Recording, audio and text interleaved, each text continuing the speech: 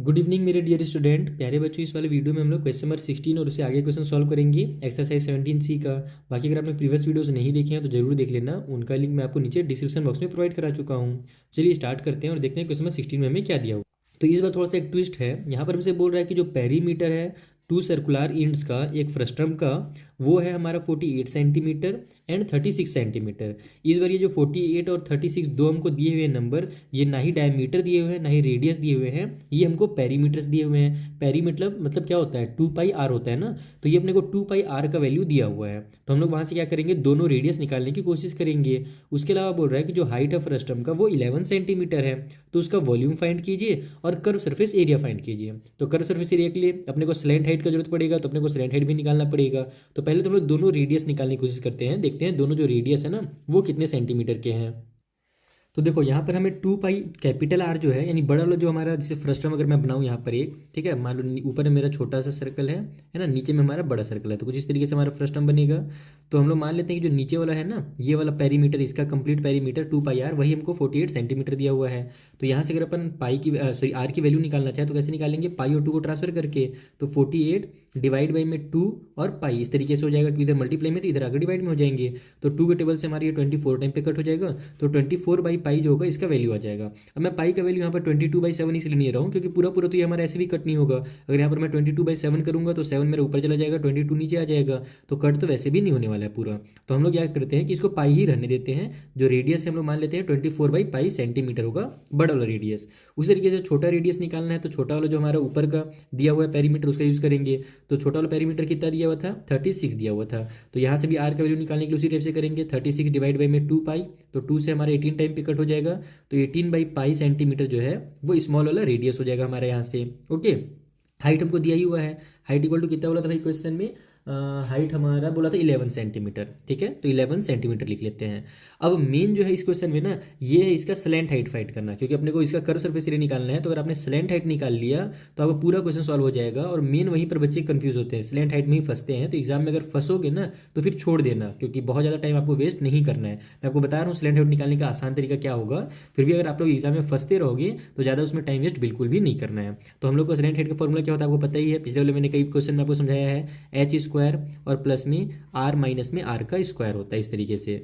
तो r में से r माइनस करोगे तो 24 में से 18 माइनस कर दोगे, तो ये कुछ इस तरीके से निकलेगा हमारा यहाँ पर l इक्वल टू रूट के अंदर 11 का स्क्वायर प्लस में 24/पाई माइनस में 18/पाई और इसका स्क्वायर, ठीक है। अगर मान लो, मैं ये बोलना चाह रहा था आपको अभी थोड़ी देर पहले, कि अगर आप लोग यहाँ पर क्या बोलते हैं एल निकालने में, यानी कि स्लैंट हाइट निकालने में अगर कंफ्यूज हो रहे हो तो आप लोग क्या करना, पहले वॉल्यूम निकालना, उसके बाद देखना कि आपके पास टाइम एग्जाम में कितना बचा होगा। अगर टाइम बचा हुआ रहेगा तो फिर जल्दी से एल निकालना और फिर कर्व सरफेस एरिया फाइंड करना, ठीक है। मैं यहाँ पर पहले एल इसीलिए निकाल दे रहा हूँ ताकि आपको मैं समझा सकूँ कि एल निकालने में कहाँ पर दिक्कत आ सकती है।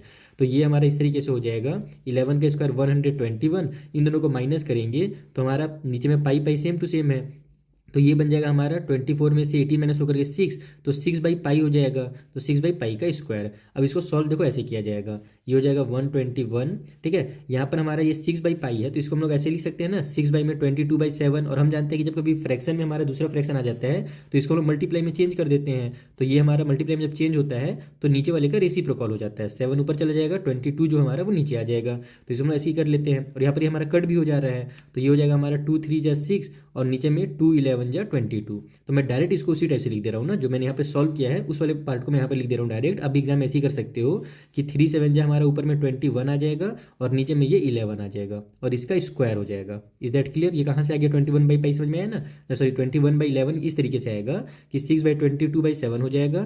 फिर ये 7 ऊपर चला जाएगा, 22 नीचे आएगा, ये मल्टीप्लाई की साइन में चेंज हो जाएगी, ये डिवाइड वाली कट करेंगे तो 3/11 हो जाएगा ये। फिर 3 7 जा 21 ऊपर में और नीचे में 11 हो गया। अब यहाँ से आप एल इक्वल टू इसको ऐसे लिखोगे, ये बन जाएगा हमारा 121 प्लस में 21 का स्क्वायर 441 और नीचे में फिर से 121 हो जाएगा। तो इन दोनों का जब आप मल्टीप्लाई करोगे, इसको सॉल्व करने का सिंपल तरीका ये है कि आप क्या करो, इसका क्रॉस मल्टीप्लाई करो और ऊपर वाले नंबर को ऐड कर दो। तो 121 में जब आप 121 का मल्टीप्लाई कीजिएगा और ऊपर वाले नंबर 441 को ऐड कीजिएगा तो आपका जो आंसर निकल करके आएगा वो आ जाएगा न्यूमरेटर में हमारा 15082। आप लोग इसको ट्राई कर सकते हो, 121 का इसे मल्टीप्लाई कीजिए और ऊपर वाले नंबर को ऐड कीजिए तो आपका इतना आ जाएगा। और डिवाइड बाई में हमारे पास 121 जो है वो रहेगा ही, अब 121 तो जो है वो 11 का स्क्वायर होता है, तो ये तो रूट से बाहर निकल जाएगा, लेकिन ये वाला नंबर हमारा रूट से बाहर नहीं निकलेगा। अब इसको रूट से बाहर निकालने के लिए मेन आपको काम करना है, लॉन्ग डिवीजन मेथड का यूज़ करना है। तो ज़्यादा टाइम वेस्ट नहीं करेंगे उसमें भी, हम लोग साइड में यहाँ पर निकाल लेते हैं फटाफट। जैसे हमारे पास ये हमारा कितना है भाई, तो 15082 है। हम लोग जानते हैं लॉन्ग डिवीजन मेथड में क्या किया जाता है, राइट साइड से दो दो नंबर का पेयर बनाते हैं, तो इस तरीके से दो दो नंबर का पेयर बनाएंगे, लास्ट में एक नंबर बच जाएगा। अब क्या करते हैं, तो हम लोग यहाँ पर स्क्वायर पढ़ते हैं, तो वन जो है किसी भी नंबर का स्क्वायर अगर आप देखो तो वन जो है वन का ही स्क्वायर होता है, तो वन वन जा वन, इस तरीके से करेंगे, ठीक है ना। Long division method I hope आपको अच्छे से आता होगा, मैं यहाँ पर बस फटाफट कर रहा हूँ, अगर नहीं आता है तो मैं कोशिश करूँगा एक अलग से लॉन्ग डिवीजन मेथड का वीडियो ही बना दूँ, ताकि सारे बच्चे जो है क्लास 6 से लेकर के 10 तक सभी को समझ में आ जाए। तो ये वन वन जा वन हो जाएगा, ये पूरा कैंसिल हो गया, अब पूरा का पूरा 50 उतर जाएगा। अब इन दोनों नंबर को ऐड किया जाता है, तो वन और वन हम लोग ऐड करके यहाँ पे 2 लिखेंगे। अब यहाँ पर कोई ऐसा नंबर लिखना रहता है जिसको हम यहाँ भी लिखें और दोनों का हम लोग अगर मल्टीप्लाई करें तो वो इससे छोटा या इतना ही होना चाहिए। तो अगर मान लो मैं यहाँ पर 1 लिखता हूँ या फिर 2 लिखता हूँ, तो 22 और यहाँ भी 2 लिखना पड़ेगा, तो 22 बन जाएगा, और 22 का 2 से मल्टीप्लाई करेंगे तो 44 आ जाएगा, जो इससे छोटा है थोड़ा सा। और अगर 3 लिखूंगा तो बहुत बड़ा हो जाएगा, तो मैं 2 ही लिखूंगा, यहाँ भी 2 लिख दूंगा और यहाँ भी 2 लिख दूंगा। तो 22 2 जो हमारा हो जाएगा 44, माइनस करेंगे तो आ जाएगा 6। अब ये जो हमारा है ना 82 पूरा, ये पूरा का पूरा उतर जाएगा यहाँ पर। अब ये 2 और ये 22 को प्लस कर दो, तो यहाँ पर हम लोग जब ऐड करेंगे तो ये हो जाएगा 24। अब फिर से वही काम करेंगे, हम लोग यहाँ पर कोई ऐसा नंबर लिखेंगे जिसको यहाँ भी लिखा जाए और ये दोनों को जब हम लोग मल्टीप्लाई करें तो इसके आसपास आ जाए। तो हम लोग कितना लिख सकते हैं, देखो अगर मैं 3 लिखूंगा तो वो इससे ज़्यादा निकल जाएगा, क्योंकि हमारा 42 है ना, और इधर हमारे पास 82 आ रहा है, तो 42 का 3 से मल्टीप्लाई करेंगे तो 100 कुछ पार हो जाएगा, और 2 3 जा 6 तो ही जाएगा, लेकिन वो फिर टोटल 700 के आसपास आ जाएगा। ये सब कैलकुलेशन मैं दिमाग में कर रहा हूँ, आप चाहो तो एग्जाम में जल्दी जल्दी मल्टीप्लाई करके देख सकते हो। तो यहाँ पर हमको 2 करना पड़ेगा, तो यहाँ पर 2 लिखूंगा तो यहाँ भी 2 आ जाएगा मेरा। तो 242 का अगर 2 टाइम टेबल पढ़ूंगा ना तो 484 आ जाएगा, और 3 टाइम पढ़ूंगा तो ये 700 के पार पहुंच जाएगा, इसीलिए यहाँ पर मैं 3 टाइम नहीं ले रहा, ठीक है। माइनस करते हैं, 12 में से हमारा 4 माइनस होगा तो 8 आ गया, ठीक है। यहाँ पर 7 में से 8 माइनस होगा तो बोरो करके 17 में से 8 माइनस होगा तो आ जाएगा 9। यहाँ पर 5 में से 4 माइनस होगा तो बचेगा 1। अब हम लोग के पास पूरा नंबर साफ हो गया है ना, कुछ बचा नहीं है। तो हम लोग क्या करेंगे, यहाँ पर 2 जीरो लगा देंगे और यहाँ पर डेसिमल लगा करके, इस तरीके से डेसिमल लगा करके यहाँ 2 जीरो बढ़ाया जाता है, और ध्यान रखना 2 2 का ही पेयर बनता है। तो फिर से यहाँ 2 जीरो हम लोग बढ़ाएंगे, तो अब ये वाला 2 को हम लोग इसमें ऐड करेंगे, तो 2 ऐसे ऐड करेंगे तो ये बन जाएगा हमारा 2 2 4, और ये 4 उतर जाएगा और ये 2 उतर जाएगा। ओके, यहाँ पर हमने ऐड किया है। तो अब यहाँ पर कोई फिर से ऐसा नंबर लिखो जो इसके आसपास पहुँच जाए। तो हमारा 8 टाइम जब हम लोग टेबल पढ़ते हैं ना, तो यहाँ पर हम लोग 8 टाइम आप देखना कि 2 4 4 8 का 8 यहाँ पर भी लिखेंगे तो इसके आसपास पहुँच जाएगा। मैंने यहाँ पर मल्टीप्लाई करके रखा था अभी किसी कॉपी में, देखो यहाँ पर मैं बहुत सारा रफली वर्क कर रहा था जल्दी जल्दी, ताकि मैं आपको जब समझाते रहूँ ना तो ज़्यादा टाइम वेस्ट ना करूँ, ठीक है। तो मैंने रफली वर्क कुछ कुछ कर लिया पहले ही। तो यहाँ पर हम लोग का मतलब 122 पॉइंट में 8 इसी के आगे आसपास आएगा, तो हम लोग को ज़्यादा लंबा चौड़ा नहीं लेना है, केवल इतना ही ले लेना है। तो जब हम लोग इसको बाहर निकालेंगे रूट से, तो एल का जो वैल्यू निकलेगा वो ऊपर में आ जाएगा 122 पॉइंट में 8 ये वाला, और हम लोग जानते हैं 121 जो होता है 11 का स्क्वायर रहता है, तो नीचे में आ जाएगा 11। अब 121 को 11 से डिवाइड दे दो, तो यहीं पर हम लोग डिवाइड भी दे देते हैं रफली, तो ये हो जाएगा हमारा 122 पॉइंट में 8 डिवाइड बाई 11, तो ये निकल कर क्या जाएगा 11 1 जाए 11, सब्ट्रैक्ट करोगे तो 1 आएगा, ये 2 उतर जाएगा, फिर से 11 1 जाए 11, फिर सब्ट्रैक्ट करोगे तो 1, और ये 8 उतर जाएगा। और यहाँ पर हम लोग 8 जो कि डेसिमल नंबर है तो यहाँ भी डेसिमल लगाना पड़ेगा, फिर 11 1 जाए 11 हो जाएगा, बचेगा हमारे पास 7, तो जीरो बढ़ाएंगे तो 11 6 हमारा 66 आ जाएगा। तो बस 2 डिजिट तक लेते हैं, तो यहाँ पर यानी कि एल का जो वैल्यू है वो 11.16 सेंटीमीटर आएगा। यही मेन काम था आपको करना पूरे क्वेश्चन में। सबसे इंपॉर्टेंट काम जो था यहाँ पर स्लैंट हेड निकालना था। अगर आपने स्लैंट हेड इस तरीके से फटाफट निकाल लिया एग्जाम में ना, तो फिर आपका टाइम बहुत ज़्यादा बचेगा। अब हमने स्लैंट हेड निकाल लिया है, चलो जल्दी से हम लोग इसका कर्व सरफेस एरिया पहले निकालते हैं, उसके बाद वॉल्यूम निकालेंगे। तो हमारा कर्व सरफेस एरिया का फॉर्मूला क्या होता है, चलो जल्दी से लिख लेते हैं यहीं पर। तो curve surface area of frustum equal to pi L और फिर आर प्लस आर। ओके, जैसे कोन में हमारा केवल आर रहता है ना, एक ही रेडियस रहता है, लेकिन इसमें 2 रेडियस रहते हैं, इसलिए आर प्लस आर हो जाता है। तो पाई का वैल्यू 22/7 हो जाएगा, एल का वैल्यू 11.16 हमने भी निकाल लिया है। आर प्लस आर कितना होगा भाई, तो यहाँ पर हमारा देखो आर हमने कितना निकाला, 24/पाई था और 18/पाई था, तो यहाँ पर हम लिखेंगे 24/पाई प्लस में 18/पाई। ओके, तो 24 और 18 को प्लस कर दो आप लोग, तो कितना हो जाएगा हमारा, यहाँ पर 8 और 4 12 का 2 कैरी हो जाएगा 1, तो ये हो जाएगा 42। तो ये बन जाएगा हमारा 22/7 मल्टीप्लाई में 11.6 16 मल्टीप्लाई में 42 बाई में हमारे पास यहाँ पर इसको भी देखो पाई और पाई सेम सेम है, तो बस पाई उतर जाएगा और पाई की जगह में मैं यहाँ पे 22/7 लिख देता हूँ। ओके, तो ये देखो मेरा डिनोमिनेटर का 22/7, न्यूमिनेटर का 22/7, ये दोनों आपस में पूरे पूरे कैंसिल हो जाएंगे। और इसको आप लोग और स्टैंडर्ड फॉर्म में लिखना चाहते हो तो फिर वही काम करोगे आप लोग कि ये जो डिवाइड की साइन है ना, इसको मल्टीप्लाई में कन्वर्ट करोगे तो ये 42 × 7/22 बन जाएगा। तो फिर वही 7 ऊपर आ जाएगा तो नीचे वाले 7 से कट हो जाएगा, 22 नीचे आ जाएगा तो वो ऊपर वाले 22 से कट हो जाएगा। इन उतना दिमाग नहीं लगाएंगे हम लोग, डायरेक्ट इसको ऐसे कट करेंगे और जल्दी से 11.16 का मल्टीप्लाई कर देंगे 42 से। तो जब आप मल्टीप्लाई करोगे तो 468.72 आएगा। आपके बुक में 91 करके दिया हुआ है, लेकिन कोई दिक्कत नहीं है। अगर आप लोग यहाँ तक भी पहुँच जाते हो ना, अगर पूरा पूरा वैल्यू नहीं भी निकाल पाते, 400 मान लो 67 निकाल पाते हो, या इसको आप ज़्यादा निकाल देते हो 469 कर देते हो, तो भी कोई दिक्कत नहीं है। इसके आसपास ही आपका आंसर आना चाहिए, क्योंकि इस बार जो ये क्वेश्चन दिया हुआ है खुद ही क्वेश्चन ही खुद उल्टा सीधा है, यानी पाई का जो वैल्यू है ना यहाँ पर एग्जैक्ट निकल करके नहीं आने वाला। कई जगह अपने को यहाँ पर फाइंड करना पड़ रहा है, जैसे यहाँ पर डिवाइड करना पड़ रहा है तो इसमें भी बहुत सारा वैल्यू आ सकता है ना। यहाँ पर जब हम लोग इसको रूट का वैल्यू निकाल रहे हैं तो इसका भी आगे और ज़्यादा डिजिट आ सकते हैं, तो इस वजह से डेसिमल में थोड़ा आगे पीछे हो सकता है, उससे कोई दिक्कत नहीं है। तो कर्व सरफेस एरिया इतना सेंटीमीटर का स्क्वायर हो जाएगा। ये हमारा फर्स्ट पार्ट सॉल्व हो गया। अब हम लोग इसका वॉल्यूम निकालेंगे। तो यहाँ नीचे में हम लोग इसका वॉल्यूम निकाल लेते हैं जल्दी से। पाई की जगह में भी पाई ही रहने देते हैं, फालतू में वैल्यू पुट करके टाइम वेस्ट नहीं करेंगे। एच का जो वैल्यू है वो है हमारे पास 11। ओहो, लाइट कट गया, एक सेकेंड, सॉरी बच्चों, अचानक से लाइट चली गई थी, बहुत देर बाद आई है। तो मैं आपको ये वॉल्यूम निकालना सिखा रहा था कि पाई फिर h/3 है, तो h का जो वैल्यू हमने भी दिया हुआ है बुक में वो लिख लिया। h हमारे पास 11 दिया हुआ था, डिवाइड में 3 यहीं पर रख लो। r का स्क्वायर है तो कैपिटल R हमारे पास 24 था, तो 20/पाई था ना, तो 24/5 का पाई का स्क्वायर हो जाएगा। उसके बाद इसका वैल्यू कितना था, 18 था, तो 18/पाई का स्क्वायर हो जाएगा यहाँ पर। और फिर प्लस में r इंटू आर है तो 24/पाई का मल्टीप्लाई हो जाएगा 18/पाई से। ओके, इस तरीके से। अब यहाँ पर हमारे पास किसका किसका वैल्यू निकल जा रहा है वो देख लेते हैं ना। सबसे पहले तो ये हमारा कुछ कट पिट नहीं हो रहा है, तो इसको भी सेम टू सेम ऐसे ही रहने देते हैं। ये हमारा 11/3 हो जाएगा। इधर हमारे पास 24 का स्क्वायर कितना होता है भैया, 576, तो 576 नीचे पाई का स्क्वायर हो जाएगा, क्योंकि स्क्वायर ऊपर भी है नीचे भी है, ध्यान रखना इस चीज़ का। फिर 18 का स्क्वायर कितना होता है, तो 324 होता है, तो 324 पाई का स्क्वायर हो जाएगा। ओके, और इधर हमारे पास जब आप 24 का 18 से मल्टीप्लाई कीजिएगा तो 432 आ जाएगा, और नीचे यहाँ पर भी पाई का स्क्वायर हो जाएगा। तीनों में पाई का स्क्वायर है तो केवल अपने को न्यूमरेटर को ऐड करना रहेगा यहाँ से। तो ये हो जाएगा हमारा पाई मल्टीप्लाई में 3 हो गया, और फिर यहाँ पर कोई साइन नहीं तो मल्टीप्लाई की साइन लगा दो, और इन सभी को ऐड करके यहाँ पर मैं डायरेक्ट लिख देता हूँ। ये हो जाएगा आपका 1332, ठीक है। और नीचे में हमारे पास ये तीनों सेम है, डिनोमिनेटर सेम रहता है, तो बस एक बार उसको कॉमन लेकर के उतार दिया जाता है, पाई का स्क्वायर लिख दो। अब ऊपर का पाई और नीचे का एक पाई कैंसिल हो जाएगा, नीचे 2 था तो एक बचा हुआ है, तो इसको हम ऐसे लिखेंगे 11/3 मल्टीप्लाई 1332, ठीक है। यहाँ पर हमारा जो पाई का वैल्यू है वही हो जाएगा हमारा 22/7 हो जाएगा डिनोमिनेटर में। तो हम क्या जानते हैं, इस डिवाइड के साइन को फिर मल्टीप्लाई में कन्वर्ट करेंगे, तो ये हमारा जो पाई का वैल्यू है वो 7/2 हो जाएगा। सॉरी 7/2 बोल रहा हूँ, 7/22 हो जाएगा। अब इसको आप लोग कट पिट कर लो, 11 1 11, 11 2 22 हो जाएगा। फिर अब हमारा ये किससे कट हो रहा है, 3 से कट हो रहा है क्या, चेक कर लेता हूँ। 3 3 से 9, हाँ ये कट हो रहा है 3 से, 3 से उड़ा देता हूँ पहले मैं इसको। 3 के टेबल में 3 4 12 हो जाएगा, 1 आगे गया तो फिर 3 4 12, फिर 1 आगे गया तो फिर 3 4 12 हो गया। अब 2 से कट हो जाएगा, 2 2 4, 2 2 4, 2 4। अब 7 से इसका टेबल पढ़ दो, 7 2 14 का 4 कैरी हो गया हमारे पास 1, 7 2 14 और 1 15 का 5 कैरी हो गया 1, फिर से 7 2 14 और 1 15 हो जाएगा, यानी 1554। और ये वॉल्यूम है तो सेंटीमीटर का क्यूब जो होगा इसका वॉल्यूम हो जाएगा। तो देखा आपने, वॉल्यूम बहुत आसानी से निकल गया, कर्व सरफेस एरिया बहुत आसानी से निकल गया। मेन आपको टाइम जो लगेगा वो इसका सिलेंट हेड निकालने में लगेगा। आई होप आपको बहुत अच्छे समझ में आ गया होगा। चलिए अब जो अगला क्वेश्चन है जल्दी से उसे सॉल्व कर लेते हैं, इसमें बहुत ज़्यादा टाइम लग गया।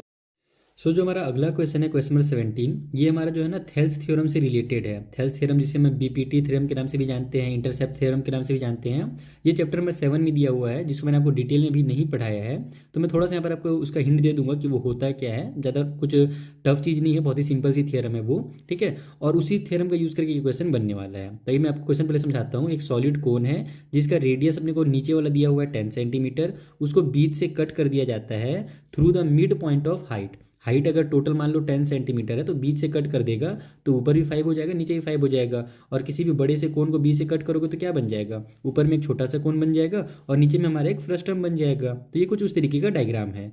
अब ये हमसे बोल रहा है कि find the ratio of the volumes of the 2 parts of the cone, यानी जो कोन के 2 पार्ट्स हो जाएंगे, यानी कि ऊपर वाला एक कोन हो जाएगा और नीचे फ्रस्टम हो जाएगा, तो उन दोनों के वॉल्यूम का आपको यहाँ पर रेशियो निकालना है। तो ये कैसे निकालेंगे, पहले अपने को वॉल्यूम फाइंड करना पड़ेगा, और वो सब कैसे फाइंड करना है ये समझते हैं कॉपी में। तो देखो मान लो ये वो कोन है जिसके बारे में क्वेश्चन में बोला गया है, जिसकी रेडियस है 10 सेंटीमीटर, बेस वाली रेडियस यहाँ से यहाँ तक। अब हमको क्या करना है, इस कोन को बीचों बीच से, इसकी जो हाइट है टोटल जो भी हाइट होगी उसके बीचों बीच से इस कोन को कट कर देना है। तो जैसे मान लो मैं यहाँ से इसको कट कर देता हूँ, तो ये क्या होगा, इस वाले पार्ट से लेकर के नीचे जो होगा इतना एक फ्रस्टम हो जाएगा और ऊपर एक कोन बन जाएगा। हमको इन दोनों का ही वॉल्यूम निकालना है, तो कैसे निकालेंगे, हाइट भी हमको नहीं दिया हुआ था, तो हाइट हम लोग मान लेते हैं टोटल जो है यहाँ से यहाँ तक ये हमारा एक्स हो जाएगा। या फिर आप लोग मान लो कि यहाँ से यहाँ तक हमारा टोटल ये अगर x है, तो इसको अगर 20 से काटेंगे ना, तो यहाँ से यहाँ तक का जो वैल्यू निकलेगा वो कितना हो जाएगा, एक्स वाई में 2 हो जाएगा। ठीक है। या फिर अगर आप हम इसी टाइप से मान लो, जैसे इसको हम लोग ले लेते हैं पॉइंट ए, ये वाले को ले लेते हैं पॉइंट बी, इसको ले लेते हैं पॉइंट सी। जो मैं आपको ट्रायंगल के बारे में भी बता रहा था कि जो थेल्स थ्योरम है वो क्या कहता है, वो आपको समझना पड़ेगा। इसमें ये हमारा ट्रायंगल ए बी सी बन जाएगा, फिर यहाँ ए, ये वाला जो हमारा पॉइंट है इसको मान लेते हैं हम लोग डी, और इधर वाले पॉइंट को ई मान लेते हैं। ठीक है। तो ये जो कि हाइट थी इसके अंदर एकदम सीधा लाइन बन रहा है और इसको एकदम पैरेलल काटा गया है ना नीचे वाले बेस से, तो यहाँ पर जो एंगल बनेगा 90 डिग्री का बनेगा, और ये भी जो हमारा है यहाँ पर भी 90 डिग्री का एंगल बनेगा। तो इन दोनों ट्रायंगल में हम लोग क्या देखते हैं कि हमारे पास जो ए बी सी ये वाला एंगल है और ये कंप्लीट वाला ट्रायंगल में ये जो एंगल है, ये दोनों एंगल आपस में इक्वल हैं क्योंकि 90 डिग्री के हैं। तो अब इसको ऐसे लिख सकते हो कि in triangle A B C and ये हमारा जो ट्रायंगल ए डी और ई है, ठीक है, इन दोनों ट्रायंगल में हमारा जो एंगल बी इक्वल है एंगल डी का, क्योंकि दोनों जो है 90 डिग्री हैं। दूसरा चीज़ कि यहाँ पर जो एंगल बन रहा है वो इस वाले ट्रायंगल के लिए भी है और बड़े वाले ट्रायंगल के लिए भी है। तो हम लोग लिख सकते हैं कि हमारा जो एंगल बी ए सी है और जो बड़े वाले ट्रायंगल के लिए इसका नाम क्या हो जाएगा, डी ए ई हो जाएगा। तो डी ए ई दोनों आपस में इक्वल हैं क्योंकि दोनों जो हमारे कॉमन एंगल हैं, है ना, एक ही दोनों जो यानी ये जो एंगल है इन दोनों ट्रायंगल में बन रहा है। तो दो चीज़ें अगर आपस में इक्वल हैं तो आप इसको कह सकते हो कि ये दोनों आपस में सिमिलर ट्रायंगल्स हैं। तो इसमें फिर यहाँ पर थेल्स का जो थ्योरम है, जो बीपीटी थ्योरम है, वो यहाँ पर वर्क करेगा। इसको आप लिखोगे ए बी सी जो है वो हमारा सिमिलर है ट्रायंगल ए डी ई का। और अगर सिमिलर रहता है तो फिर वहाँ पर होता क्या है कि इसकी जो यहाँ से यहाँ तक की जो हाइट होगी, ये वाला साइड यानी जो ए बी होगा वो उसको अगर अपन डिवाइड दे देंगे कंप्लीट से यानी ए डी से, ठीक है, तो वो इक्वल हो जाएगा इस वाले बेस से और इस वाले बेस के, यानी B C divide by D E का, यानी इसका इन दोनों का जो रेशियो होगा वो इक्वल होगा इन दोनों के रेशियो के। और यही हमारा थेल्स का थ्योरम होता है। इसको आप लोग लिख भी सकते हो बी पी टी थ्योरम, आप लोग इसको चाहो तो चेक कर सकते हो। ठीक है, आप लोग क्लास चैप्टर नंबर 7 इसको मैं बाद में आपको डिटेल में और पढ़ाऊंगा, फिलहाल बस आप लोग इतना समझ जाओ। तो अब यहीं से हम लोग इसका छोटा वाला रेडियस निकालेंगे। कैसे निकालेंगे वो समझ लो। तो यहाँ पर जो हमारे पास ये वाली जो पॉइंट है जिसको हम बी सी बोल रहे हैं, ये तो ऊपर वाले कोन के लिए भी रेडियस से काम करेगा और ये फ्रस्टम का जो ऊपर वाला पार्ट है उसके लिए भी रेडियस से काम करेगा। तो इसको मैं स्मॉल आर मान लेता हूँ। ठीक है, तो यहाँ पर हमारा जो ए बी है जो कंप्लीट यहाँ से यहाँ तक है, ये हमारा क्या था, एक्स बाई 2 था, क्योंकि हमारा जो कंप्लीट हमने ए डी था उसको एक्स मान लिया है। आप लोग साइड में जरूर लिखेंगे कि A D equal to X हमने मान लिया है कंप्लीट हाइट को। तो हमारा जो ए बी होगा वो बीचों बीच से कटा था ना, इसीलिए एक्स बाई में 2 हो जाएगा वो, ऐसा क्योंकि हमको क्वेश्चन में दिया हुआ था, ये बोला था। तो अब हम लोग यहाँ पर ए बी की जगह में लिख लेता हूँ मैं एक्स बाई में 2 डिवाइड बाई में एक्स हो जाएगा, इक्वल टू साइड में बी सी की जगह हम लोग स्मॉल आर लिख लेते हैं। और डी ई जो है यानी ये जो कैपिटल वाला हमारा रेडियस है वो कितना था, 10 सेंटीमीटर दिया हुआ था, तो इसे हमें 10 लिख लो। अब यहाँ से हमारा ये सॉल्व हो जाएगा, इसके नीचे एक 1 छुपा हुआ है, तो ये जो हमारी डिवाइड की साइड है मल्टीप्लाई में चेंज होगी, तो एक्स बाई में 2 मल्टीप्लाई ये 1 ऊपर चला जाएगा, एक्स नीचे आ जाएगा, इक्वल टू साइड में आर बाई में 10 हो जाएगा। एक्स से एक्स को कैंसिल कर दो, आर का वैल्यू निकालना है तो 10 को इधर ले आओ, तो 10 इधर आकर के न्यूमरेटर में हो जाएगा, तो 10 1 जा 10 डिवाइड बाई में 2 इक्वल टू साइड में आर बच जाएगा। तो इसको कट करेंगे तो यहाँ से आर का जो वैल्यू है वो 5 निकल जाएगा, तो small R equal to 5 centimetre. ठीक है, तो ये वाला जो हमारा रेडियस निकल गया है ना, यहीं पर मैं बगल में लिख लेता हूँ कि जो हमारा स्मॉल आर निकला है वो यहाँ से 5 सेंटीमीटर निकल करके आ गया है। अब अगर हमारा दोनों रेडियस निकल गया तो हम लोग यहाँ से इसकी जो वॉल्यूम है वो निकाल सकते हैं। तो यहीं पर बगल में मैं इसका वॉल्यूम निकाल लेता हूँ। सबसे पहले ऊपर वाले कोन का वॉल्यूम निकालेंगे, तो वॉल्यूम ऑफ कोन, इसका फॉर्मूला क्या होता है हमारा 1/3 पाई आर स्क्वायर एच। तो ये हो जाएगा हमारा 1/3, पाई की जगह में पाई ही रहने दो क्योंकि लास्ट में हमको तो उसका रेशियो निकालना है ना, तो रेशियो माने कि उसको कट पीट करना ही पड़ेगा, तो दोनों के वॉल्यूम में हमारा जो पाई आएगा उसको हम लोग कट कर देंगे, तो पाई को यहाँ पर हम लोग वैल्यू पुट नहीं करते हैं। आर का स्क्वायर है तो इस कोन का जो वैल्यू निकला हमारा, सॉरी रेडियस जो निकला वो कितना निकला, 5 निकल गया, तो यहाँ 5 का स्क्वायर कर दो। ठीक है, और मल्टीप्लाई में हाइट जो है इसकी वो एक्स बाई में 2 है, तो यहाँ से हमारा कटपीट कुछ नहीं होगा, सिंपली ये सॉल्व हो जाएगा। तो 5 5 जो हमारा 25 आ जाएगा, ये एक्स उतर जाएगा, नीचे में 3 2 6 हो जाएगा, और ये पाई को आप लोग कहीं पे भी साइड में लिख दो इस तरीके से, चाहे न्यूमरेटर में भी लिख सकते हो। तो इतना जो है वॉल्यूम निकल गया हमारे कोन का, और ये सेंटीमीटर के क्यूब में निकलेगा क्योंकि ये हमारा सेंटीमीटर में था रेडियस। उसी तरीके से हम लोग वॉल्यूम निकाल देंगे फ्रस्टम का, नीचे वाले पार्ट का, तो वॉल्यूम ऑफ फ्रस्टम। ठीक है, तो फ्रस्टम का वॉल्यूम कितना निकल जाएगा हमारे पास, उसका फॉर्मूला क्या होता है भाई, तो पाई एच बाई में 3 आर का स्क्वायर, फिर स्मॉल आर का स्क्वायर, फिर प्लस में आर इंटू आर हो जाएगा। तो यहाँ पर भी सेम वही काम करेंगे, पाई को हम लोग कुछ नहीं करेंगे, उसको एज इट इज़ उतार देंगे। यहाँ भी जो हाइट है वो ध्यान देने वाली चीज़ रहेगी आपके लिए कि ये जो हाइट है ना फ्रस्टम का, वो यहाँ से लेकर के यहाँ तक का है, ध्यान रखना ना। तो अगर हमारा टोटल एक्स था और ये यहाँ से यहाँ तक आधा है एक्स का, x/2 है, तो ये भी जो होगा आधा ही होगा ना। यानी टोटल अगर मान लो 10 सेंटीमीटर रहता तो यहाँ से यहाँ तक 5 हो जाता और यहाँ से यहाँ तक भी 5 हो जाता, क्योंकि बीचों बीच से कट हुआ था। तो ये भी जो हाइट होगी फ्रस्टम की भी जो हाइट होगी ना, वो भी हमारी x/2 ही होगी। ठीक है, तो यहाँ पर हम लोग h की जगह में फिर वही x/2 कर देंगे, और ये जो नीचे में 3 उसको भी एज इट इज उतार देते हैं। तो 3 × 2 इस तरीके से हो जाएगा हमारा। ठीक है, h के बदले में मैंने x/2 कर दिया। अब r का स्क्वायर है तो 10 का स्क्वायर हो जाएगा, फिर स्मॉल r का स्क्वायर तो 5 का स्क्वायर, फिर r इंटू r है तो 10 × 5 हो जाएगा। यहाँ से भी इसको सॉल्व करेंगे अगर अपन, तो ये फिर कुछ सॉल्व कट फिर तो होगा नहीं। पहले तो हम लोग इसको मल्टीप्लाई, पाई की जगह में पाई ही रहने दो। ठीक है, यहाँ x की जगह पर x रहने देते हैं। नीचे में हमारा 3 × 2 = 6 हो जाएगा, और ऊपर में हम लोग का मल्टीप्लाई करने के बाद 10 का स्क्वायर 100 हो जाएगा, 5 का स्क्वायर 25 हो जाएगा, और इन दोनों मल्टीप्लाई करेंगे तो 50 हो जाएगा। तो 100 और 50 150, और 25 हो जाएगा 175। तो यहाँ 175 लिख लेता हूँ, या फिर इसको अगर आप सिंप्लीफाई करके लिखना चाहो, अच्छे से अगर सजा के लिखना चाहो तो 175, और उसके बाद x को लिख देता हूँ मैं, डिवाइड में 6 लिख देता हूँ, और ये जो पाई है इसको साइड में लिख देता हूँ। जैसे यहाँ पर लिखा था ना, सेम टू सेम उसी तरीके से मैंने यहाँ पर भी लिख दिया, ताकि दोनों सेम सेम दिखें। ठीक है, ये भी हमारा सेंटीमीटर क्यूब में आ गया। दोनों का आप ऐसे जब एग्जाम में बनाओगे तो अलग अलग बक्से में क्लोज कर देना, ताकि टीचर को अच्छे से दिखे कि आपने वॉल्यूम क्या निकाला है। अब अपने को इसका रेशियो बोला था ना कि दोनों का रेशियो बताइए, तो रेशियो का मतलब क्या होता है, दोनों को डिवाइड देना होता है। तो ऊपर में आप लोग कोन का वॉल्यूम रख दो, वॉल्यूम ऑफ कोन। ठीक है, और नीचे में आप लोग वॉल्यूम ऑफ फ्रस्टम कर दो। ठीक है, तो इस तरीके से हमारा ऊपर में आ जाएगा 25x बाई में 6 पाई, और नीचे में हमारे पास आ जाएगा 175x बाई में 6 पाई। तो अब यहाँ पर पाई से पहले पाई कैंसिल करो, नीचे के 6 से ऊपर का 6 कैंसिल करो, ये x से ये x कैंसिल करो, बचा क्या 25/175। तो 25 बन जाए 25 होता है, और 25 को टेबल 7 टाइम पढ़ने से हमारा 175 आता है। यानी कि जो रेशियो है वो 1:7 निकल के आएगा आपका फाइनल आंसर। तो इस तरीके से आपको इस क्वेश्चन को सॉल्व करना था। मेन आपको इसमें यही बीपीटी थ्योरम समझना पड़ेगा, थोड़ा सा थेल्स का जो थ्योरम है ये समझना है, बाकी पूरा का पूरा क्वेश्चन ईजी है। तो हमारा चूंकि देखो वीडियो थोड़ा लेंथी हो जा रहा है, तो इस वाले वीडियो में हम लोग 2 ही क्वेश्चन करते हैं, ज़्यादा हड़बड़ी में नहीं समझना है आपको, आराम आराम से समझना है चीज़ों को और समझ करके एग्जाम देने जाना है। ठीक है, नेक्स्ट वीडियो का लिंक जो है आपको डिस्क्रिप्शन बॉक्स में मिल जाएगा उसको, और साथ ही साथ मैं इंस्टाग्राम और टेलीग्राम का भी लिंक दे दूंगा डिस्क्रिप्शन बॉक्स में, ताकि अगर आपको इन क्वेश्चन से रिलेटेड कुछ डाउट हो तो आप अपने डाउट हमसे वहाँ पर पूछ सकते हो। चलिए मिलते हैं नेक्स्ट वीडियो में, तब तक के लिए थैंक यू फॉर वॉचिंग।